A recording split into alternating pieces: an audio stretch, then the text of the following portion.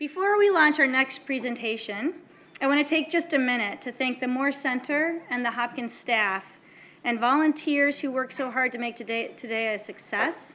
From the Moore Center, Ms. Amanda Ruzicka took a lead on ensuring our exciting panel of speakers and arranged so many other details, you have no idea.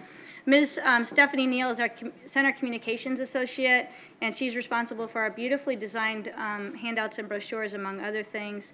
Sierra Buckman, who you just saw up here because she's our tech-savvy person, Jeff Kahn, and our students John Thorne and Ketty Fader and Danny Brown have all pitched in to help make today a success. I also want to take a moment to thank a few of the teams here at the school. Our special events team and environmental services for helping us with logistics, our multimedia team for helping us with the webcasting and everything else, thanks. The communications team, which helps us not only with the symposium, but with communicating broadly about what we do at our center is really key to our work, and so is our development team for helping us welcome our special guests and trying to ensure our financial stability. We certainly couldn't have done this without them. And then we also had many, many other volunteers, mostly students, but a few postdoctoral volunteers. So would you please join me in giving these wonderful and hardworking people a really rousing hand?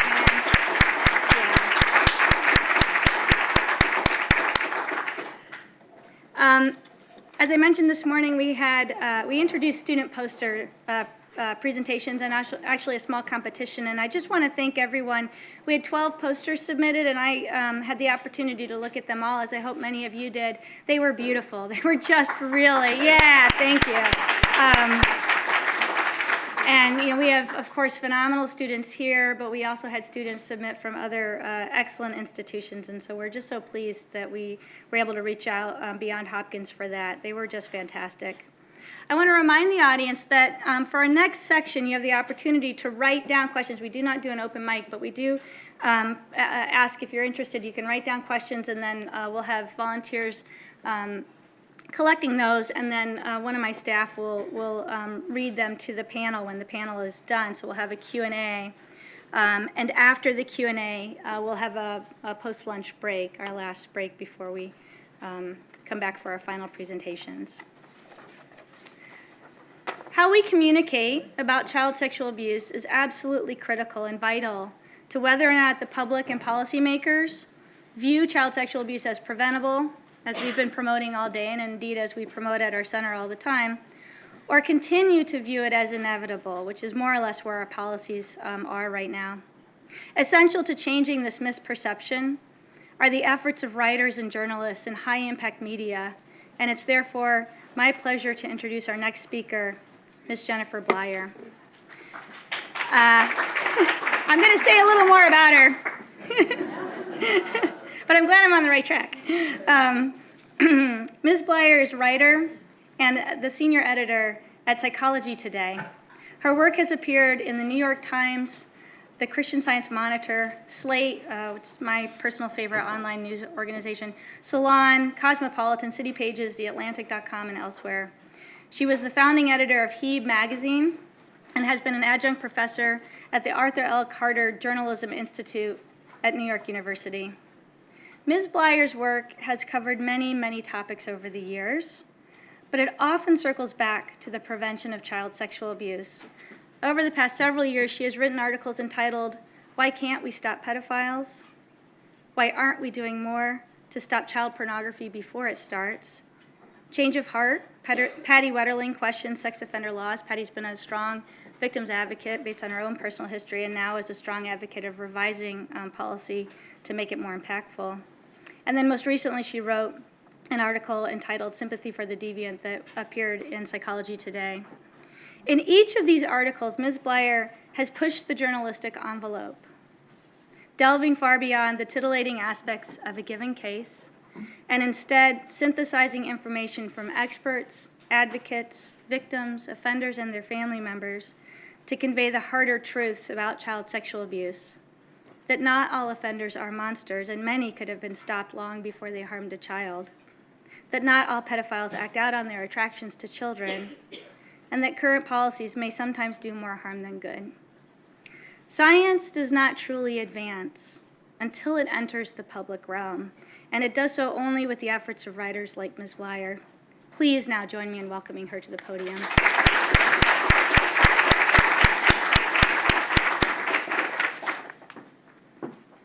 Thank you. Thank you, Elizabeth, and I want to extend my deep gratitude to the Moore Center for inviting me here today. It's really a great honor. I believe so much in what this center and school are doing, and it's a especially great honor for me to meet Elizabeth Letourneau, who has been my go-to source for every article. As soon as I'm done with the subjects, I'm on the phone with Elizabeth, like, help clarify and explain these very complicated and emotionally charged subjects for me, please. And so anyway, I thank you very much. We're all very familiar now with how sexual abuse appears in the news, and it seems like a weekly basis. Prep school teachers, headmasters, Catholic clergy, rabbis, coaches, Jared from Subway, Dennis Hastert, it seems to be all around us. And the narrative always seems to be monsters, predators. Who are these predators among us? And I would say that that was my impression of them also. And I want to start off telling a personal story about how I became interested in this subject. About 15 years ago, when I was in my mid-20s, I had a friend named Danny in New York. We were both same age, friends, who was a kind of, neurotic, skinny, funny hipster guy. And I knew he came from a troubled background. He had came from a family that lived in poverty in the South Bronx. I think his mother was an alcoholic. There was a lot of problems, but he was my friend. And one day I heard that he'd been arrested for the attempted abuse of a young teenage girl. And what I came to find out afterwards was that he had befriended a very young girl and arranged to meet her at her house and arrived there with a backpack with duct tape and rope and scissors and, amazingly, a library book about pedophilia in his backpack. The girl had told her parents that this man was coming over, so nothing happened, thankfully. But the police were there. He was arrested. And I subsequently saw how the full force of the criminal justice system comes down to bear on someone who does or attempts to do something like this. I was appalled by what he had tried to do and confused, but he was still my friend. I mean, I think as any parent knows, you can love someone and abhor some part of their behavior. And I decided to stick with him. I visited him at Rikers Island. I wrote letters to him, which was sort of novel in an age of email. I mean, whoever writes a handwritten letter to anyone anymore, unless there's somebody in jail for like 6 years. I had a pen pal again. And I met him at Penn Station 6 years later when he was released from prison. I saw that he was sent to a halfway house and he had to wear an ankle bracelet and all the kind of things that happen to someone who's a sex offender, and he was classified as a level 3 sex offender. And through this whole thing, I couldn't help but wonder, why? I mean, why did he want to do this? Where did this attraction come from? What was the source of this impulse? So that's what really instigated my interest in this whole subject. I was confused and curious. So a few years ago, acting on this interest, I found out about this organization similar to Virtuous Pedophiles, which was mentioned earlier, but this one is called Before You Act. And it's really a sort of online support group for people who consider themselves minor attracted people, non-offending minor attracted people. And minor attraction is a term that they coined themselves. It's not anything that's clinically recognized, but it's certainly much less stigmatized than saying you're a pedophile. So I connected with Before You Act and went to a conference of theirs, and it was a kind of astounding experience to be in a room of men who appeared completely normal, not like monsters or predators, of varying ages and races and backgrounds and economic classes, and who said that they were attracted to children and committed to not acting on those attractions. I met a young man, and I should say also, I mean, Luke Malone's excellent This American Life piece. This was a couple of years before that piece came out, so there really was there was no other media coverage of this as a phenomenon. I had no reference for these people even existing. I met a young man there named Spencer, and that became my first article on the subject. Oh, hold on one second. How do I? Oh, there we go. I met a young man there named Spencer who was about 20 years old, and he said he had started to feel attracted to boys when he was a preteen. As he got older, he noticed that the boys he was attracted to were not getting older. They were still around 12 years old. And for him, it was an emotional connection. He came from a healthy middle-class family. He knew that he should not act on this urge, but he also realized that he needed support, and he wanted to be able to feel good about himself for not acting on an impulse that he felt was really beyond his control. And I wrote about him and this question in Slate in 2012 in this article called "How Can We Stop Pedophiles?" One of the things that Spencer said to me in the article was that it doesn't protect children to have a stigmatized group of outcasts living on the fringe of society. Anyone who's serious about protecting children from abuse has to be just as serious about the needs of minor attracted people. And of course, he doesn't mean their need to have sexual contact with children. Nobody is going to condone that. But their need for support and acknowledgement that they can feel good about themselves for not acting on their harmful urges, and that they can thrive as non-offenders. I subsequently met Fred Berlin and learned about his incredible work treating convicted sex offenders by addressing their cognitive distortions, sometimes with testosterone-lowering medication, and that's around the time I met Elizabeth and started learning more about how child sexual abuse is approached exclusively through tertiary prevention, preventing it from happening again after somebody's already been caught and put through the system, like my friend Danny, instead of primary prevention. So it's all about heaping on punishment after somebody's caught, and nothing's being done really to reach potential abusers before they commit harm, which obviously doesn't protect kids. It's saying that we're just waiting till you get hurt and then we're going to punish you. So, it's not a very child-friendly way of looking at it. And I concluded in the article that a non-offending pedophile like Spencer is far preferable to one who's forced into treatment after he's done something wrong. So we need to think about what we can do to reach people like Spencer before they commit harm. After that, I learned about, I think I learned about Patty Wetterling through talking to somebody who heard her speak at the Association for the Treatment of Sexual Abusers conference. Now, Patty, who I'm sure many of you have heard of or familiar with, is famous for an incident in which her 11-year-old son in 1989, Jacob Wetterling, was biking home at night in Minnesota. He was abducted and he was never seen from again. It later came out that there was a halfway house nearby where criminals lived, and the question came up, was anyone there convicted of sex crimes? There had been, and the police didn't really know about it. They didn't know that they were there, didn't know that they'd been convicted of sex crimes. So it was kind of like, oh, wow, if we knew where people committed sex crimes lived, then when this kind of terrible child abduction happens, we'll know right where to go. So this, really became the basis for the first national sex registries. And subsequent, although these incidents of very high-profile child rapes and murders are, extremely, extremely rare, through the 90s, they became the basis for expanding registration of sex offenders and very, very punitive sex offender policies.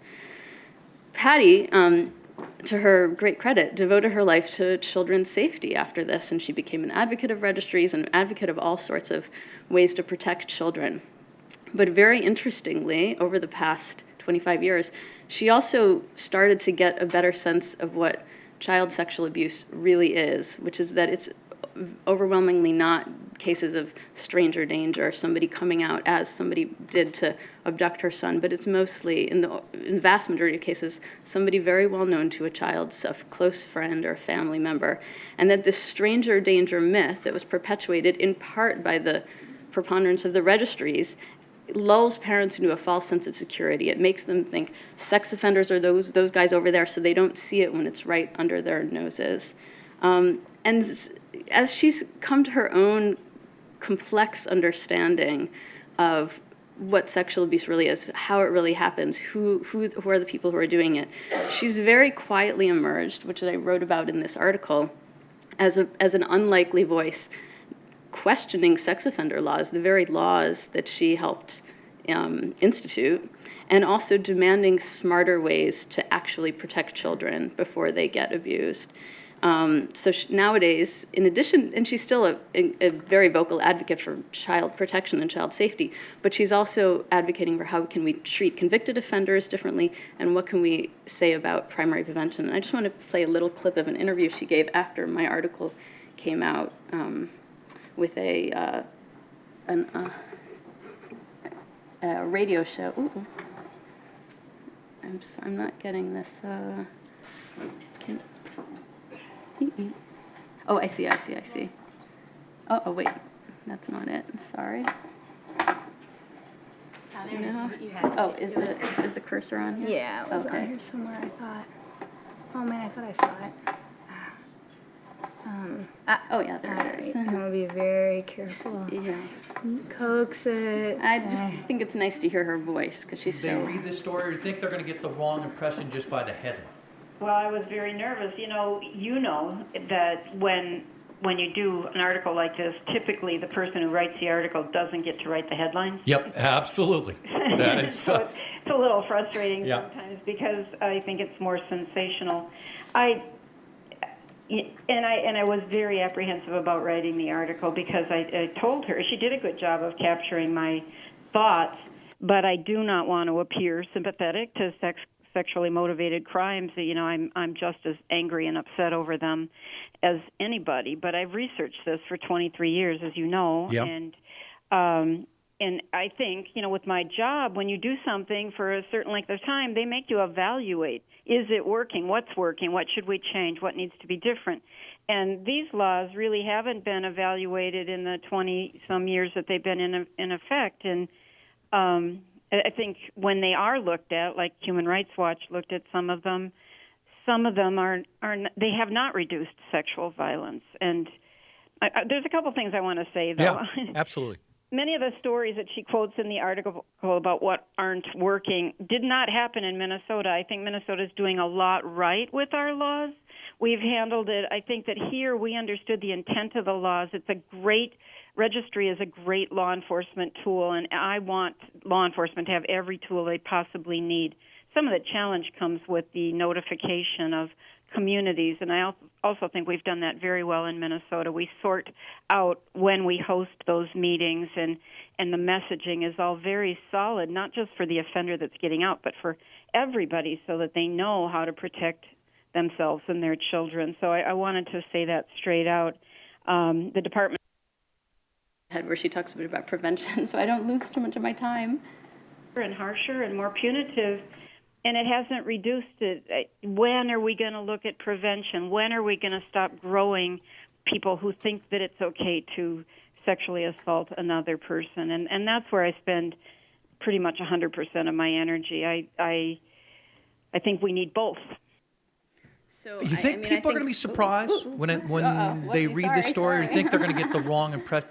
I'm having technical problems there. I'm very nervous, Okay, so anyway, I think she's come, her personal transformation is really astounding given her background in this field. So lastly, most recently, I wrote an article for the magazine I now work for on staff, which is Psychology Today. Uh-oh. Sorry. Oh. Anyway. I know, I'm trying to. Maybe I need to get off of here. Oh yeah, there it is. For the past couple years, I've been an editor at Psychology Today magazine, and I wanted to write for a while. Actually, it's a funny way this article came about. It wasn't originally supposed to be the focus wasn't supposed to be on offender. I got interested in wives of offenders. I wanted to do a whole article about wives because in my dealings with the community, I realized that there were very often wives involved, and they were the biggest advocates for nobody's excusing their husbands or partners' behavior, but thinking about what did I not see and what could have happened before to prevent this from. So I met at another Before You Act conference a really amazing woman, whose husband, I think more than anything, this really represents the closest to the sort of public's view of sexual abuse. It was whose husband was a man in his 60s, a former Methodist minister and a former military chaplain who was convicted of molesting one or two teenage boys, and went to jail. He's still in jail. He's serving, I can't recall the sentence, but maybe about a 10 to 15-year sentence. Here it was, the case that everybody's kind of the most afraid of, not a juvenile offender, but a real adult offender who really did, and he admitted it right away, had molested two teenage boys. And I wanted to take this opportunity because he's been so proactive in trying to understand why he did what he did, and his wife has been so active in trying to understand it and to say, okay, what can we learn from this, and what can we teach our community? How can we, what can we offer that'll prevent this from happening again? So I spent quite a bit of time with both of them interviewing, and I went to visit, I called him in the article, Eugene in jail. And it was almost like not an autopsy, but trying to pull apart from his experience what exactly happened. And it could be that it's unclear if he would be diagnosed with clinical pedophilia or not. If it was, it's probably non-exclusive. But I think for my intents and purposes, it was important to see that he hadn't offended all his life, perhaps because the institutional boundaries of the church and the military didn't allow him to. And his retirement, he started working as a private pilot. He suddenly had access to young boys in private that he never did before. He had other things going on. His marriage was sort of troubled. He was depressed. And these are some of the, situational factors that can figure into offending.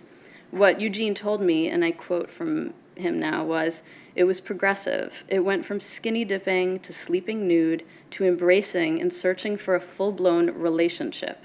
I did not at the time identify what was going on, but I knew deep down that something was wrong. I can't tell you the number of times I told myself, Eugene, you're 64. What are you doing looking for a relationship with a 13-year-old? But it was like being an alcoholic, where the drive for pleasure becomes overriding. And where could I go for help? Whom could I trust? I knew how society views pedophiles. I was already full of shame, and those kinds of stories only fueled my shame more." So I think that's a good place to start to just talk about solutions. Where does the behavior come from? Well, in some cases it could be biological, but it's probably in many a murky tangle of environmental and social and psychological factors, in addition perhaps to something hardwired in the brain like pedophilia. But what we really need to say is, how do these attractions lead to the behavior? And there are a variety of reasons there are a variety of ways that they lead to the behavior, and not all of them are about sexually deviant interests. There are people who are working to provide off-ramps, and I think the idea of an off-ramp is really important. Charles Flinton, who's a forensic psychologist in San Francisco, does court-ordered evaluations of sex offenders and treatment of sex offenders for decades. He's done this. He's seen all of them, and he's had a lot of time to observe and to hear about the trajectory of their behavior. What he told me was that things don't just happen. It builds up over time. Somebody might find himself sexually attracted to children. He might start looking at magazines or catalogs with kids in bathing suits. He's a little nervous, and then he becomes desensitized to that. And he'll start creating arguments in his head that it's okay to put himself in situations with kids, or to prepare children to be more comfortable around him in what's otherwise an awkward situation. With each step, he moves towards offense behavior. Now, there's a lot of behaviors that people know are not good for them and for others. Alcohol abuse, violent behavior. But in a lot of these other sort of maladaptive behaviors, they have somebody that they can talk to, or they can, it's not set in isolation and in secrecy the same way that sexual attraction to children is. In this case, the secret nature of it, the deep, deep stigmatization of it, means that they're totally isolated. They can't talk to anybody. And the isolation and shame set it in concrete. It sort of accelerates the path to actually acting on it. Charles Flinton, again, says, he calls it successive approximation. With each step, they get closer and closer to the behavior. There's no reality check for them to bounce up against. So what are the problems and what are the solutions? Well, clearly, I think that one of the main problems is stigma. There's the profound stigma of that surrounds sexual attraction to children, ends up abetting the very behavior it stigmatizes. And we have to always clarify, we're not saying that that it's okay to have sexual contact with children. To say that we need to destigmatize this isn't saying that we need to accept the behavior. By all means, no, but we do need to accept that some people have these impulses, and as in the case of Before You Act, provide them a safe space to talk about them and to feel good about not acting on them. I haven't heard anybody today bring up mandatory reporting, but this becomes a big and very complicated problem because, as many people I've talked to have told me, jurisdictions require mandatory reporters to report suspected incidents of child abuse. And the result that is if somebody's just starting down the road, perhaps looking at child porn or perhaps having emotional feelings about someone, they're afraid to go to any therapist and admit this because all they see is that they're going to get turned in, they're going to end up on the sex offender registry, their life is going to be ruined. There's great risks around being reported. I don't know that there's an easy solution for it, but some of it is not about even their actual risk of being reported, but just their fear of being reported. And Charles Clinton has also told me about many, many therapists who actively turn away people because they don't want to be implicated. They don't want to hear, oh, you're having sexual thoughts about a child. Not on my watch, you know? So they'll actively turn away people. I mean, it's the opposite of what really needs to happen. And then it ties to that there just is no clear place for people to go to help. There are no ads on TV like there are, do you have a problem with alcohol abuse? Call this 1-800 number. Is there a problem with anger in your family, domestic violence? Call this number. There's no ads on buses or 1-800 number saying, are you having inappropriate thoughts about children? There's nowhere for people to go. So mental health professionals who are fuzzy about their own legal obligations and nervous about liability shirk potential clients, and even clients who want to have a place to go don't know where to go. I'll close before we go to the panel just by talking about Prevention Project Dunkelfeld, which, how many of you are familiar with the Prevention Project Dunkelfeld? Okay, not everybody. So this is a project in Germany that's often pointed to as what could be a model for proactive primary prevention of child sexual abuse here. It's a initiative that reaches out to pedophiles, hebephiles, people who are struggling with sexual attractions to children, to offer them confidential, anonymous therapy. It's a different situation in Germany because they don't have mandatory reporting laws. So it couldn't exactly be replicated here, and I don't think anybody here is advocating for mandatory reporting to be eliminated. But I'm going to show you just a couple of commercials that they've produced.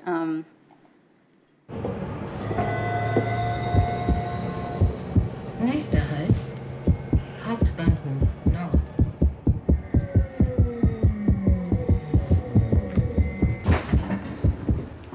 Lieben Sie Kinder mehr als ihnen lieb ist? Es gibt Hilfe. www.keintäterwerden.de. I don't know, does anyone speak German? There's one version where I think it says it in English. It says something like, do you like children more than you or they would like? So it's combining more than they would like and more than you would like. Right. So, I mean, and you can see this is made for the public. This is made to reach the people who it's supposed to reach. And I'll show you this other one, which is in English. I can promise you. Oh. Hold on. Oh. Maybe this. Oh. Schon früh habe ich gemerkt, dass ich anders ticke. War schon klar, Wie man über solche wie mich denkt. krank. Pervers. Abschaum. Dachte ich ja auch. Dabei habe ich meine Fantasie noch nie ausgelebt. Durch die Therapie habe ich gelernt, niemand ist schuld an seiner sexuellen Neigung. Aber jeder verantwortlich für sein Verhalten. Ich will kein Täter werden. Präventive Therapie verhindert sexuellen Kindesmissbrauch. www.keintäterwerden.de.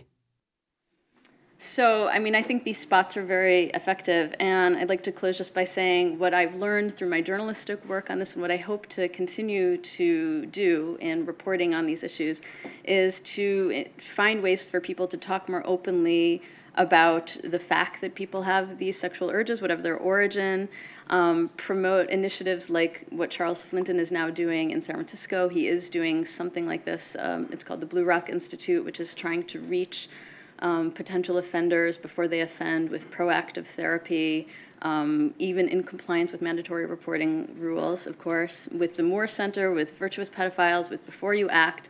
And I think there needs to be wider training among all sorts of therapists so that they know how to respond to this population appropriately, legally, but in a way that will really protect children and help people know that these urges are out of their control and they can control them and feel good about themselves. So thank you very much.